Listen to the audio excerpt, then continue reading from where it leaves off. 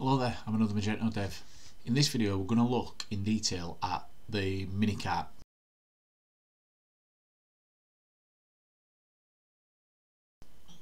Basically there's a job that's come up. I'm doing this in real life, so I thought I'd share this here. It came up in a comment a few weeks ago. Someone was asking something about editing the HTML files in the minicart, and I thought it's a really good opportunity to show you how I'd do something and where I'd find things and just sort of share a bit of sort of general knowledge with regards to this area of the site, because I know it can be a little bit tricky, and particularly for people that aren't comfortable with the knockout, the HTML side of things on Magento 2. And I want to just show you in here that something that seems a little bit tricky can be simplified quite a bit, just depending on how you approach it.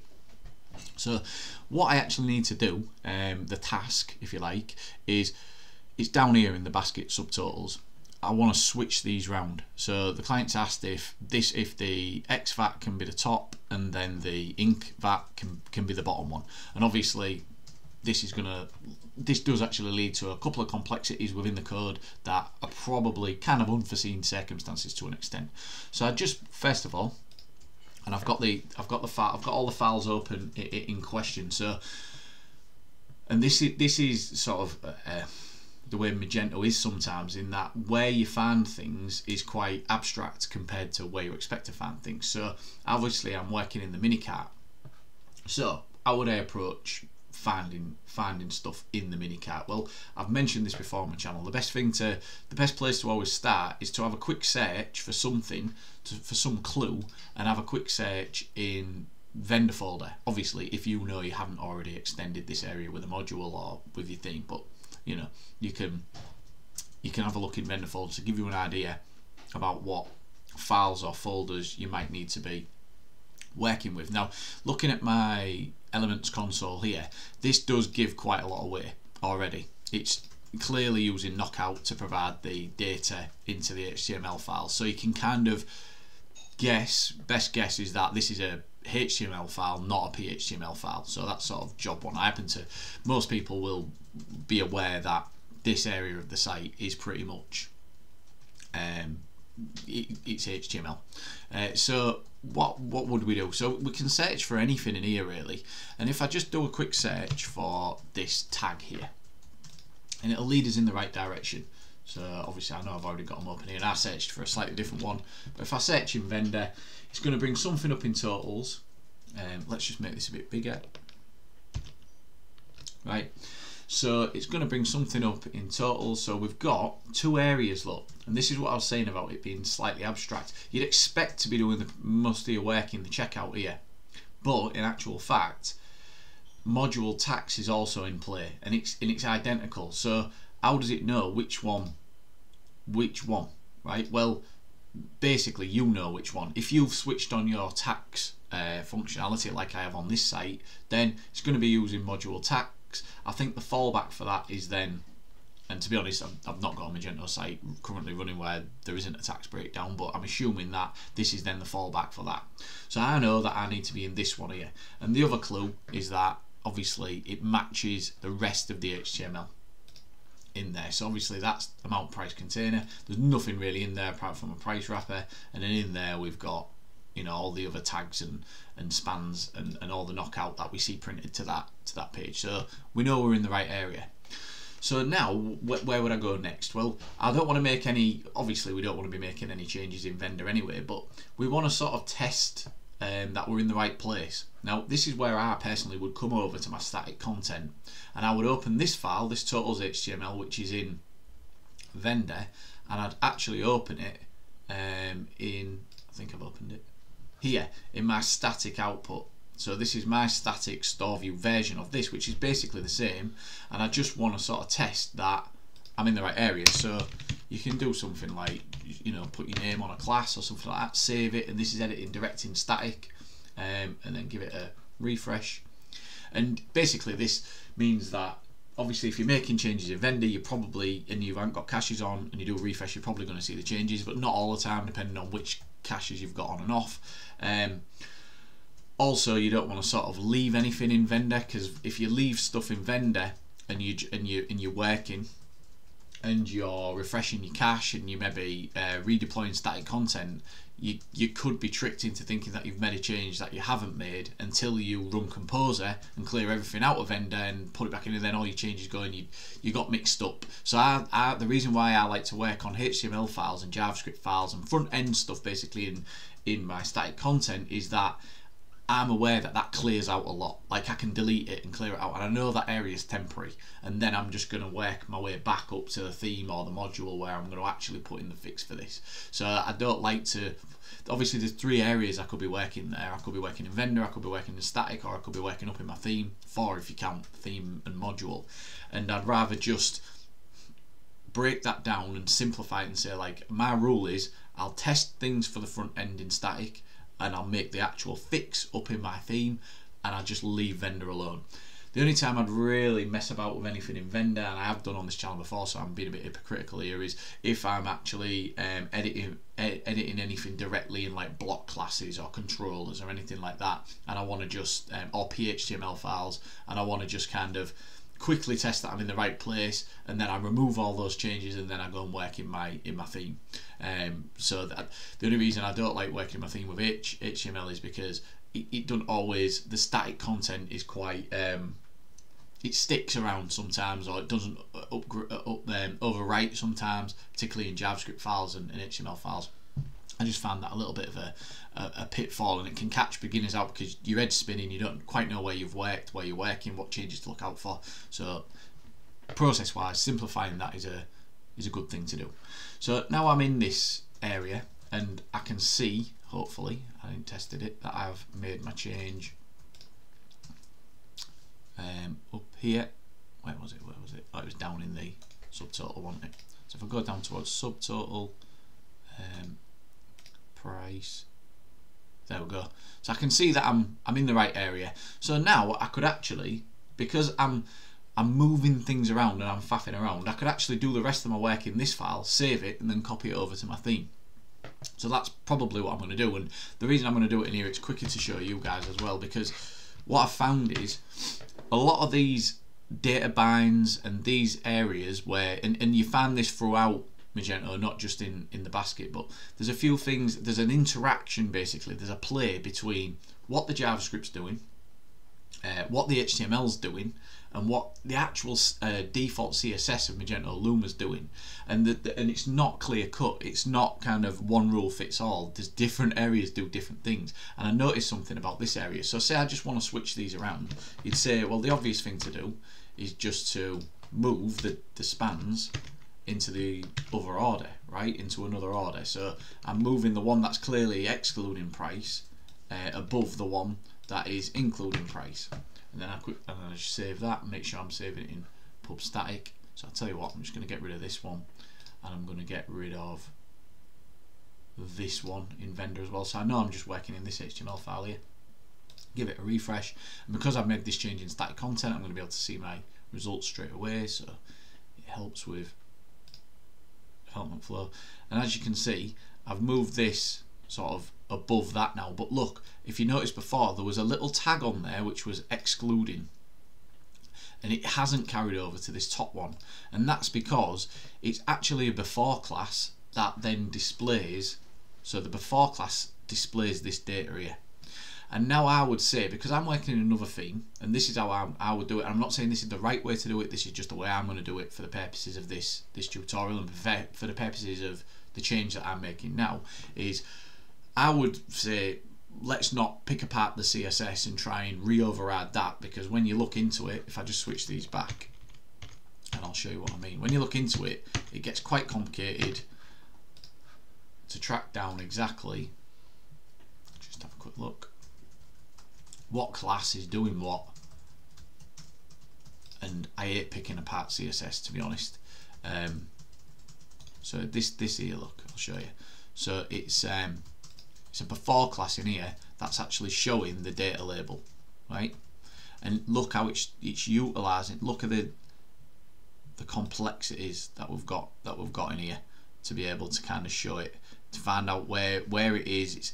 And this is going to affect then probably other areas of the site. So what I want to do is I want to give us more control so more containers basically. I'm going to be able to re-render this to give us more containers to be able to then apply new styles to replicate what was there, but obviously in the way that the client wants it. So if I just jump back into here, just close this up a little bit. Right, first thing I'm going to do, let's do it bit by bit. I'm going to move this to here. Then I'm going to try and, well, what I'm going to just try, this is what I'm going to do. I'm going to move, so once I've moved this to the above one, I'm going to create myself another span. So what I want, rather than showing it on a before class, you know, the data label, I'm going to show it on its own span, and then next to that I'm going to show the cart subtotal. So we've already got the tools in our arsenal here to be able to do all this. We're not going to have to edit anything else. So in this, basically, we can just replicate, first of all, this. So we can use this again, and we can use it here as well. Right, so in this one, we just want to show this, excluding tax. Right, this $T notates that it's translatable, because like I said, on the front end of our site, because it's GB translated, it comes up as VAT. I've already got that in my translation file, but I want to keep it as sort of default to Magento as possible, even though I'm making sort of a custom change here. So in this HTML, I'm going to be using the $T. If I just did without the $T excluding tax, that's what it would show. If I put $T in the brackets like it is there, that's what that's doing. It's then translating this string to the string that we see on the front end, which is the VAT one. So we'll just get rid of that. So that's going to show in the HTML there, and then I'm just going to reset these ones because we don't need them, but I'm going to keep them on there. It keeps it tidy, and we'll just get rid of those strings there. So I'm going to have excluding tax in this span as the HTML, and then the actual price in that span. So let's just see if we can get that working in our static folder. So like I say, whilst you're working in static, if you do it this way, there's no need to deploy static content or anything like that. Just make your change and check it on the front end. There we go. So now I've got the translated excluding tax in that span, and then the price that I'm after in that span. So all I've got to do now is go in and change the CSS, which is probably out of scope for this video, but basically I've done what, in terms of structure, I've done what was asked, and now it's just a case of styling this up. So next, and finally, how do we get this change to be more permanent? Well, we want to be in our theme, and we want to follow this sort of rationale really, and this is how I will structure it anyway. This is how it needs to be structured in a theme. I can explain the differences. If you're doing it in a module, you just have a view folder, but a theme is directly into, basically it starts in the view folder. The theme basically follows this, but because it's in module tax and in stack content Magento underscore tax, it means that the folder we need here is Magento underscore tax. And then because we are working with a HTML file, within here it needs to be a web folder. So the other two, the alternatives, you've got like the more common ones are layout and templates, like you might see in somewhere like this. Look, layout and templates in the checkout there, I've got in my theme, but in this it's web. So web basically takes us into this folder here, right? So now this is our route once we've got a web folder. So now we follow the file path that we can see here. So we'd have template, and then checkout, and then mini cart, and then subtotal. I'm going to spell it correctly as well. Right, so obviously any mistakes made in here, and I'm a nightmare for getting these things wrong, is going to affect the output massively. So this is if you get any problems on your front end, this is the first place to check.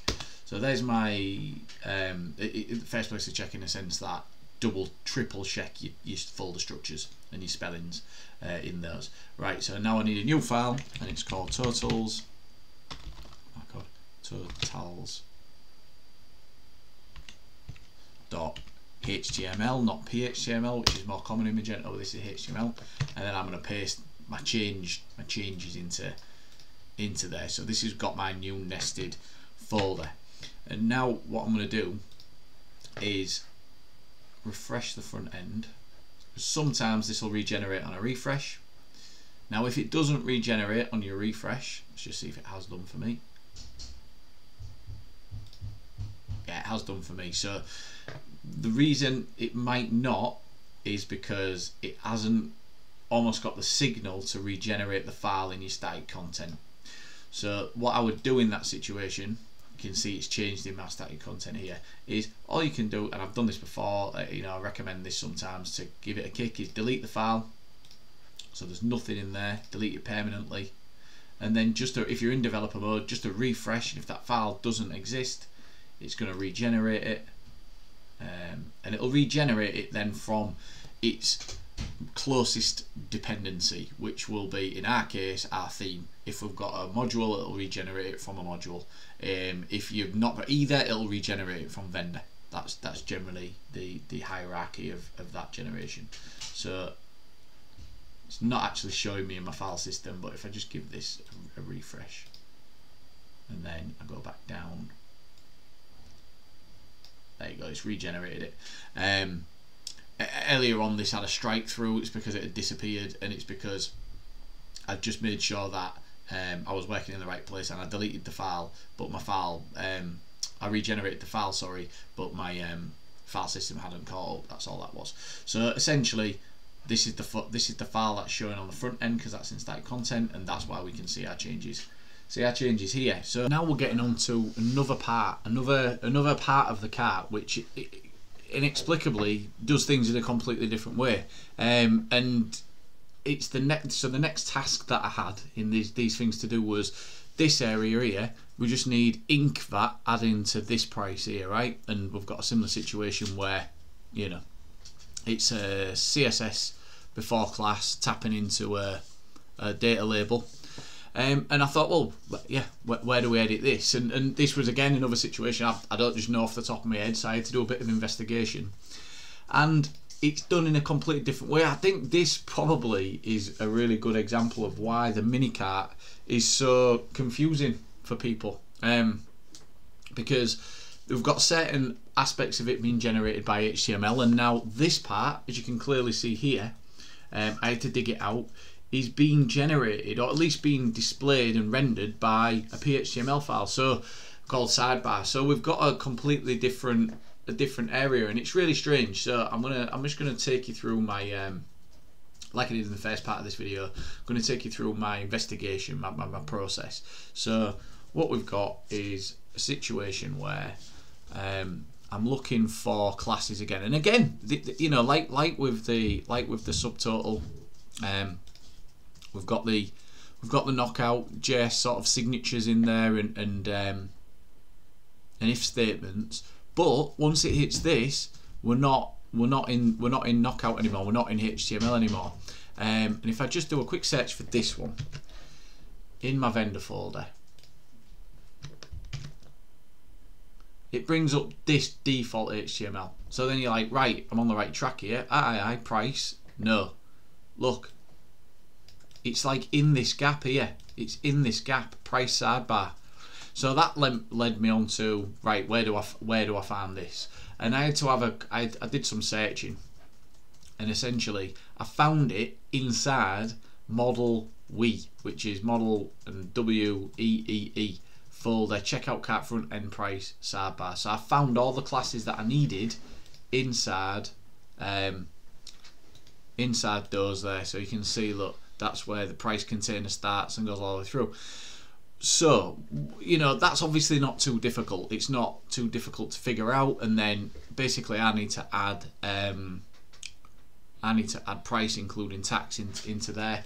So what I'm going to do is I'm going to jump straight into my theme, and I'm going to create a little template file. So keeping this in mind, I'll just zoom in again. So keeping this file path in mind, right, I need to add a new folder, Magento underscore we, 3 E's. So that's my theme folder that I'm going to be working within. And then in here now I follow this file path. So it's templates, it's checkout, it's cart, it's item. So all of this sort of makes sense. Like this is the area price, this is the areas that I wanted to, that I did want to add my customization to, but it's just odd that we've got certain parts of the cart built differently, basically built from different areas. And then we're looking at sidebar.phtml, and I really can see, oh what an idiot, what have I done here?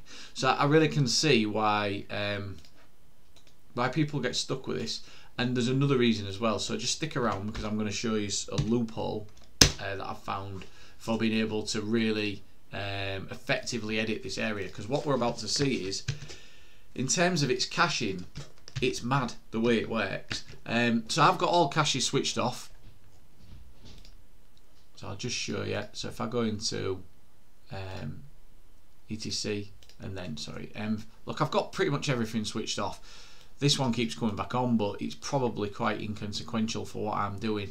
But so I've got everything switched off, but make sure it's my file there, and I just grab this little bit of text because that's exactly what I want to say, what's in the data label. Say I want to use this to edit the file.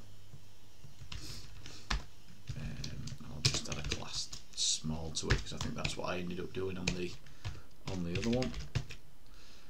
Just for now, just so it comes up something different. And then if I just give it a refresh, because this is a PHTML file, I'd expect the changes to come through immediately. Nothing's come through, look. Just by virtue of a refresh, my changes in my theme should work. I've got my caches off. So let me just flush the cache. So I'll just clean the cache. Let's try it from clean.